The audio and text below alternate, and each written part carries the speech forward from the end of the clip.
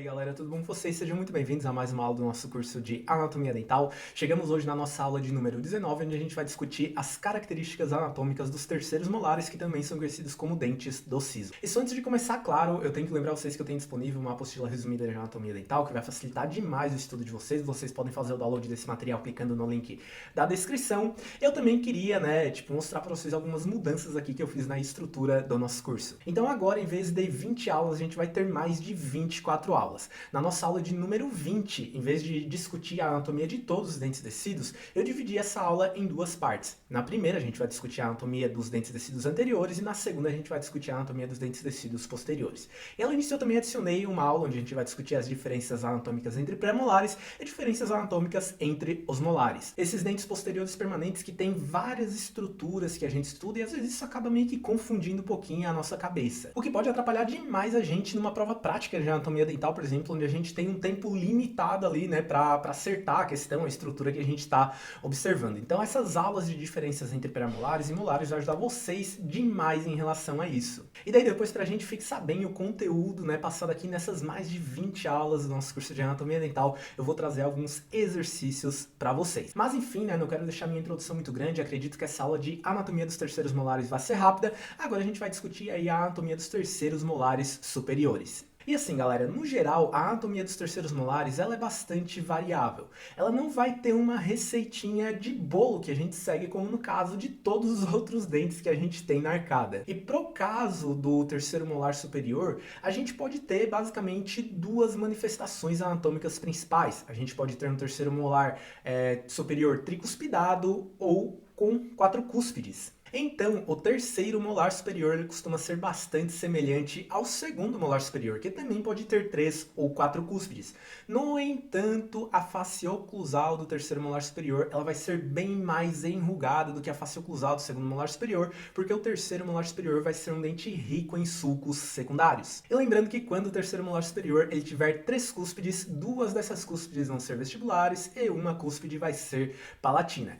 Mas daí, se esse dente tiver 4 cúspides, daí 2 vão ser vestibulares e 2 vão ser palatinas, e a cúspide disto-palatina ela costuma ser muito pequena, tá? Da mesma forma que acontece nos segundos molares superiores. Então esses dentes vão ser realmente muito parecidos anatomicamente entre si, mudando apenas alguns detalhes. E dificilmente o terceiro molar superior, que também é conhecido como dente 18 ou dente 28, ele pode ser confundido com o primeiro molar superior, porque a coroa do terceiro molar superior vai ser relativamente menor do que a do primeiro molar superior, que é um dente maior realmente, tá, galera? E a ponte de esmalte do primeiro molar superior é algo bastante característico. E claro, o terceiro molar superior ele não vai ter o tubérculo de Carabelli, que é a principal característica do primeiro molar superior, que também é conhecido como dente 16 e dente 26, só pra gente fixar bem aqui essa questão da numeração dos dentes. E o primeiro molar superior, que é um dente que também tem 4 cúspides, ele vai ter uma cúspide disto-palatina que vai ocupar uma porção maior do dente do que a cúspide disto-palatina que está presente no terceiro molar superior. Isso quando ela está presente, Porque como eu já falei algumas vezes agora há pouco, o terceiro molar superior pode ter 3 cúspides. E só pra gente terminar essa parte aí pra anatomia dos terceiros molares inferiores, a gente tem que discutir a anatomia das raízes dos terceiros molares superiores. Então assim, essa anatomia das raízes dos terceiros molares superiores vai variar bastante, igual a anatomia da coroa. No entanto, a gente pode ter 2 raízes vestibulares e uma raiz palatina, igual nos primeiros e segundos molares superiores. Mas é muito comum que essas raízes estejam fusionadas entre si. E às vezes a gente tem uma fusão apenas das raízes vestibulares e às vezes a gente tem a fusão de todas as raízes. E nesse caso de fusão de todas as raízes, a gente vai ter uma raiz única que vai ser tipo cônica com afilamento no sentido apical. Mas apesar dessas manifestações radiculares aí dos terceiros molares superiores, eu já fiz a extração em posto de saúde de um siso superior que tinha 4 raízes. Eu passei bastante trabalho para extrair esse siso, Porque essas 4 raízes deixavam esse dente com uma ancoragem no osso bem maior do que um siso que teria uma raiz cônica onde as 2 vestibulares e a palatina, estariam unidas, tá? Aí uma coisa que eu acabei esquecendo de falar antes das das características anatômicas da raiz, espero que isso meio que não desorganize a aula, mas a anatomia do terceiro molar superior ela pode ser tão variável que em alguns casos o terceiro molar superior ele não tem uma coroa tão desenvolvida assim, essa coroa nasce tipo assim quase cônica, de forma muito pequena e pode parecer com a coroa de um pré-molar. E quando o terceiro molar superior ele se apresenta nessa disposição anatômica e tudo mais, a coroa dele vai ter uma anatomia tipo muito variável, tá? Mesmo a coroa sendo pequena, ela pode se apresentar de diversas formas. E tu, quando tu começar a atender aí, depois que tu tiver formado, tu vai dar muito de cara com esses sisos superiores que são muito pequenos. E apesar deles serem pequenos, né, esses dentes aí são bem fáceis, costumam, né, ser bem fáceis da gente estar extraindo eles. Mas vamos agora aí para a anatomia dos terceiros molares inferiores. E galera, basicamente aqui a anatomia do terceiro molar inferior também é bastante variável. Este dente pode se apresentar principalmente de duas formas, na forma de 4 cúspides, semelhante ao segundo molar inferior, ou na forma de 5 cúspides, semelhante ao primeiro molar inferior. Quando o terceiro molar inferior ele se apresenta semelhante ao primeiro molar inferior, ele vai ter 3 cúspides vestibulares e 2 cúspides linguais. Lembrando que a cúspide médio vestibular costuma ser a maior nesses casos.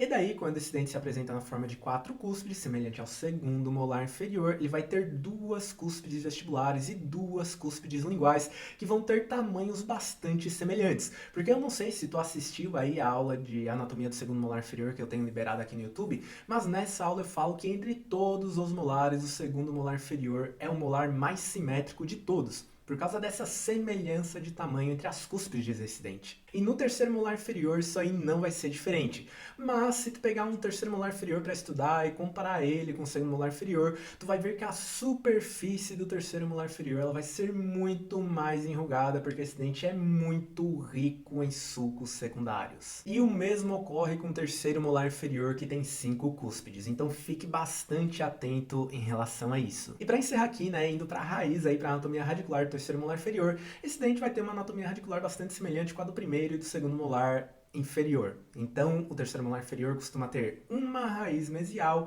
e uma raiz distal. E, às vezes, estas raízes podem estar fusionadas. E é muito comum que essas raízes elas tenham uma grande curvatura ou uma curvatura irrelevante para a distal. Essa curvatura não chega a ser uma dilaceração, mas ela é o suficiente para, às vezes, meio que dificultar um pouquinho a extração do dentista, tá?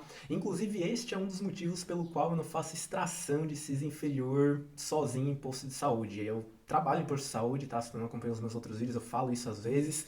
E assim, um terceiro molar inferior, galera, ele é muito mais difícil da gente estar extraindo do que um terceiro molar superior. Primeiro pela questão da densidade óssea, né? O terceiro molar superior, a maxila, né? Vai ter uma densidade óssea, tipo, menor do que a mandíbula.